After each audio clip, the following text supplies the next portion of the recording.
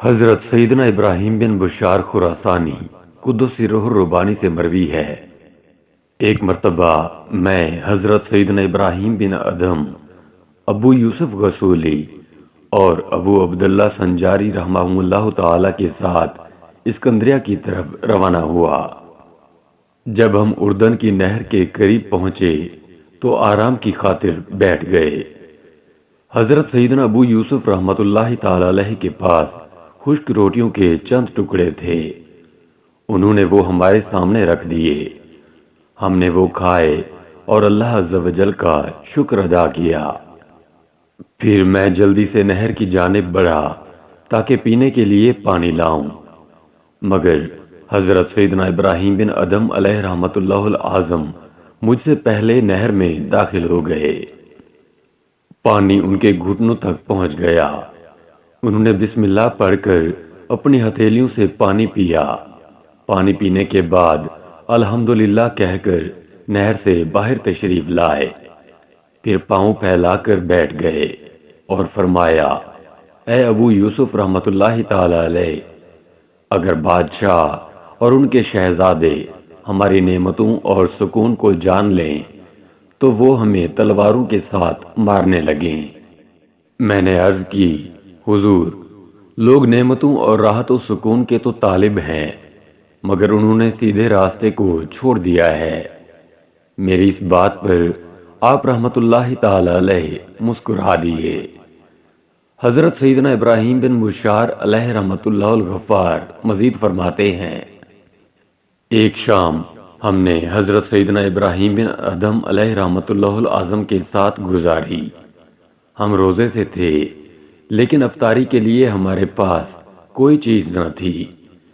آپ رحمت اللہ تعالی علیہ نے جب مجھے غم و حزن کے عالم میں دیکھا تو فرمایا، اے ابن بشار علیہ رحمت اللہ الغفار، دیکھو اللہ عز و جل نے فقراء و مساکین پر نعمتوں اور راحتوں کی کیسی چھماچم برسات فرمائی ہے کہ کل بروز قیامت ان سے زکوٰۃ اور حج و صدقہ کے متعلق سوال نہیں فرمائے گا، بلکہ فقراء و مساکین کے بارے میں ان لوگوں سے سوال کیا جائے گا جو دنیا میں امیر ہیں لیکن آخرت میں فقیر ہوں گے، اور جو دنیا میں معزز ہیں مگر آخرت میں ذلیل و رسوا ہوں گے۔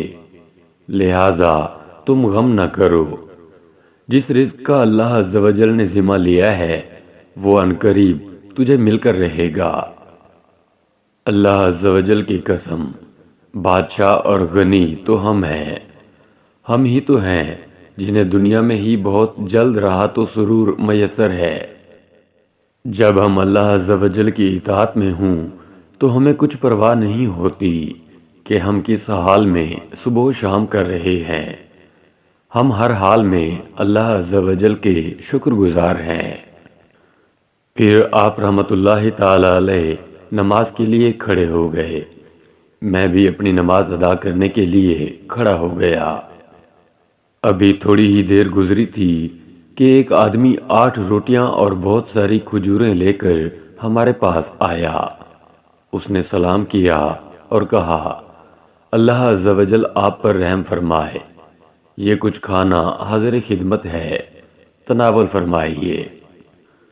حضرت سیدنا ابراہیم بن ادھم علیہ رحمت اللہ العظم نے مجھ سے فرمایا، اے مغموم، کھانا کھاؤ۔ ابھی ہم کھانا کھانے بیٹھے ہی تھے کہ ایک سائل آ گیا۔ اس نے کہا، مجھے کچھ کھانا کھلاؤ۔ آپ رحمت اللہ تعالی علیہ نے 3 روٹیاں اور کچھ کھجوریں سائل کو دے دی۔ 3 روٹیاں مجھے عطا فرمائیں اور 2 روٹیاں خود تناول فرمائیں۔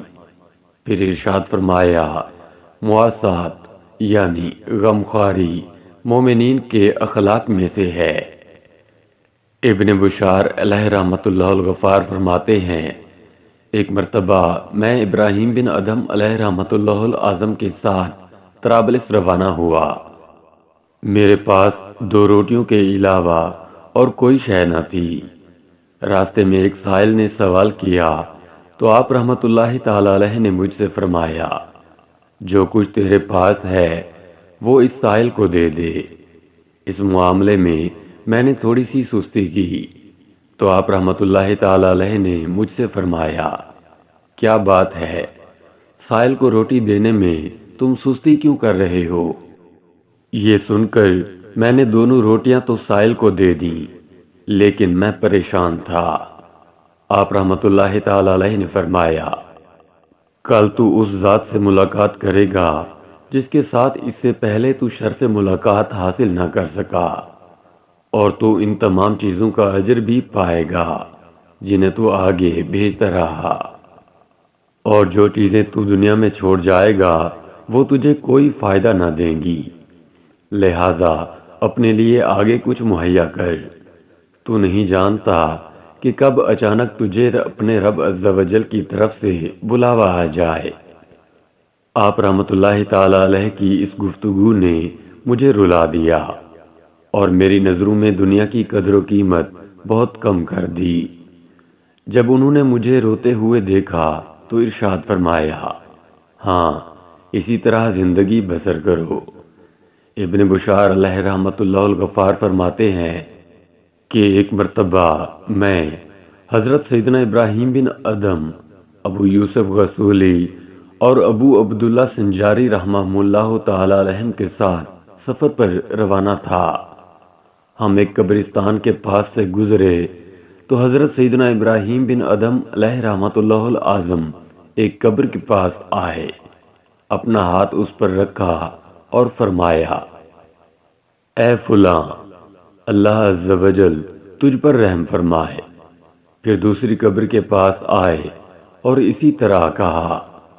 آپ رحمۃ اللہ تعالی علیہ نے 7 قبروں کے پاس جا کر اسی طرح کہا، پھر ان قبروں کے درمیان کھڑے ہو گئے اور بآواز بلند اس طرح ندا کی، اے فلاں بن فلاں، اے اہل قبور، تم فوت ہو گئے اور ہمیں پیچھے چھوڑ آئے، ہم بھی جلد ہی تم سے ملنے والے ہیں۔